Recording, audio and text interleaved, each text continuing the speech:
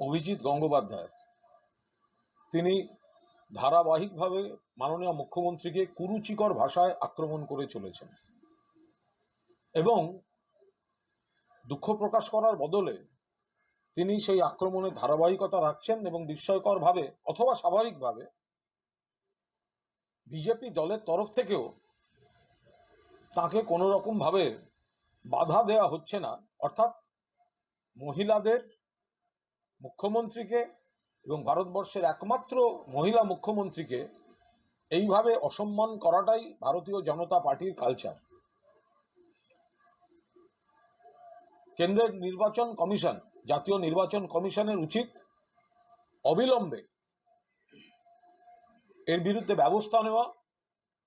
তারা যেন বিচারপতি প্রাক্তন অভিজিৎ গঙ্গোপাধ্যায় যে কুরুচিকর ভাষায় আক্রমণ করেছেন তাকে সতর্ক করেন, তাকে থামিয়ে দেন। যে ভাষা তিনি ব্যবহার করছেন, তিনি সমগ্র মহিলা সমাজকে কলুষিত করছেন। মুখ্যমন্ত্রীকে খুব কুৎসিত ভাষায় আক্রমণ যেটা তিনি চালাচ্ছেন, ওটা সুস্থ রুচির ভারসাম্যমূলক কাজ নয়। আমরা এর তীব্র নিন্দা করছি এবং নির্বাচন কমিশন অবিলম্বে পদক্ষেপ নেবেন এই দাবি জানাচ্ছি। যেভাবে অভিজিৎ গঙ্গোপাধ্যায় বলেছেন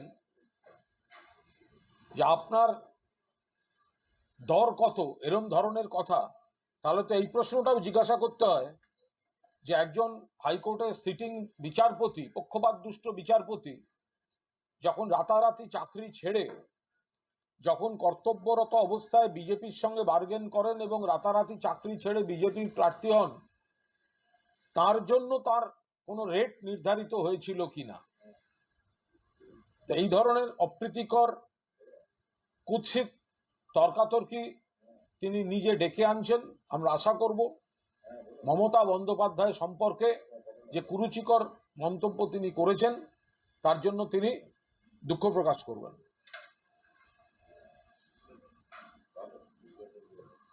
আজকে বিজেপির তরফে একটা চিঠি দেওয়া হয়েছে যে নির্বাচন কমিশনকে যে ভোট গণনার দিন নিরাপত্তা সহ একাধিক বিষয়ে যাতে সংগ্রহ নিরাপদ। দেখুন, তারা দিয়েছেন তাদের ব্যাপার, কিন্তু ভোট হবে, সমস্ত কিছু নিরাপদে থাকবে, এ তো খুব স্বাভাবিক ব্যাপার। গন্ডগোল তো বিজেপিই করে। বিধানসভা নির্বাচনের সময় আমরা দেখেছি নন্দীগ্রামে এক ধরনের ফল ঘোষণা হয়ে গেছিল, তারপর লোডশেডিং করে কারচুপি করে উল্টে দেয়া হয়েছিল।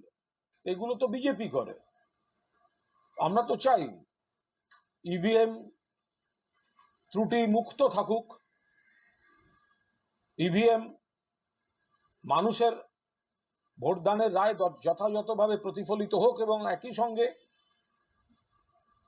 তার গণনার পর যেন মানুষ যে রায় দিয়েছেন সেটাই প্রতিফলিত হয়।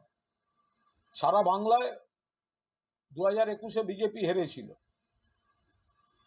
আর নন্দীগ্রামে জোর করে প্রভাব খাটিয়ে কেন্দ্রীয় নির্বাচন কমিশনের প্রভাব খাটিয়ে যে ভোট লুটটা হয়েছিল, তারপর গণনার সময় লোডশেডিং করে ফল পাল্টে দেয়া হয়েছিল। ফলে কেন্দ্রীয় নির্বাচন কমিশনকে আমরা বলবো, আপনারা বিজেপির দ্বারা চালিত হবেন না এবং বিজেপির পক্ষে কাজ করবেন না। আজকে উলুবেড়িয়া 16 নম্বর জাতীয় সড়কের কাছে মমতা বন্দ্যোপাধ্যায় অভিষেক বন্দ্যোপাধ্যায়কে খুন করার হুমকি প্রস্তাব অত্যন্ত আপত্তিকর এবং অত্যন্ত উদ্বেগজনক। এইভাবে আমাদের প্রতিপক্ষ রাজনৈতিক দলগুলি যে কুৎসিত রাজনীতির নমুনা রাখছে, কখনো ভাষা, কখনো খুনের হুমকি, কখনো মৃত্যু কামনা, এগুলো চূড়ান্ত নেতিবাচক কাণ্ড তারা করছে। বাংলার মানুষ, বাংলার মা বোনেরা, বাংলার আমজনতা কোনো অবস্থায় এদের ক্ষমা করবে না। রাজ্যপাল সিভি আনন্দ বোসের বিরুদ্ধে আন্দোলনের তৃণমূল, রাস্তায় তৃণমূলের শিক্ষক এবং অধ্যাপক সংগঠন, আনন্দ বোসের পদত্যাগের দাবি, পুলিশ বিক্ষোভকারীদের আটকাতে রাজভবন চত্বর বন্ধ। তৃণমূলের শিক্ষা সেলের তরফ থেকে রাজভবনে যে কুকীর্তি হয়েছে এবং রাজ্যপাল তার বিরুদ্ধে যা যা অভিযোগ হয়েছে, তাতে রাজ্যপালের পদত্যাগ চেয়ে শিক্ষা সেল রাজভবন অভিযান করেছিল। পুলিশ সেখানে রাজধর্ম পালন করে এবং বিক্ষোভকারীদের আটকায়। সেখানে শিক্ষা সেলের তরফ থেকে যে বিক্ষোভ করা হয়েছে সেটা সম্পূর্ণ ন্যায্য এবং তাদের গণতান্ত্রিক আন্দোলন করার পূর্ণ অধিকার আছে। আবার পুলিশ তাদের রাজধর্ম পালন করেছে। শিক্ষা সেলের মূল কথা তৃণমূলের যে মারাত্মক অভিযোগ রাজ্যপালের বিরুদ্ধে উঠেছে তার যথাযথ তদন্ত হতে দিতে হবে এবং রাজ্যপালকে ইস্তফা দিতে হবে। তাদের কথা তারা বলতেই রাজভবনে যাচ্ছিলেন।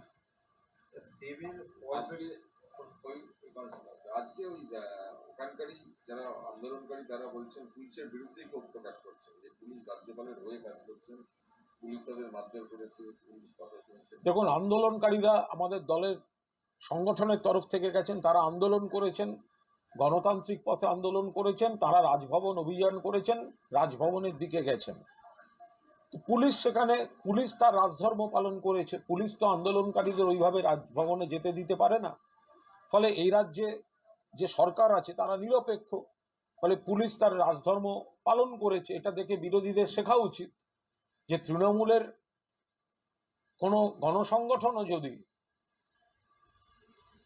আন্দোলন করে সেখানেও পুলিশ যেখানে আইনগতভাবে রাজধর্ম পালন করার জন্য যে পদক্ষেপ নেওয়া দরকার সেটা পুলিশের দিক থেকে পুলিশ নিয়েছে। আবার আমাদের সংগঠন খুব সঠিকভাবেই তারা আন্দোলন করেছেন, বিক্ষোভ দেখিয়েছেন, এগিয়ে যেতে চেয়েছেন, রাজভবনে পৌঁছতে চেয়েছেন। তো বিক্ষোভকারীরা তো সেটা করবেনই, তারা করেছেন। আবার পুলিশ তার রাজধর্ম পালন করেছে। কিরণ বিভিন্ন সময় দেবের বিরুদ্ধে কথা বলে, এখন একটা কল রেকর্ড ভাইরাল হয়েছে যেখানে দেখা যাচ্ছে যে চাকরির প্রতিশ্রুতি দেওয়া হচ্ছে এবং টাকা নেওয়া হচ্ছে না।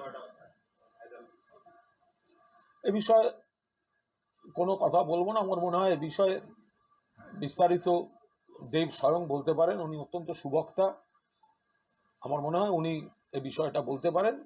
এখন বিজেপির তরফ থেকে পরাজয় নিশ্চিত বুঝে কিছু বক্তব্য বিভ্রান্তিকরভাবে তুলে ধরা হচ্ছে, সেই হিসেবেই মানুষকে বিভ্রান্ত করতে কিছু রটনা হচ্ছে। আমার মনে হয় দেব নিজেই এর যথাযথ উত্তর দিয়ে দেবেন। রোজভ্যালি কাণ্ডে ফাইনাল চার্জে দেবের নাম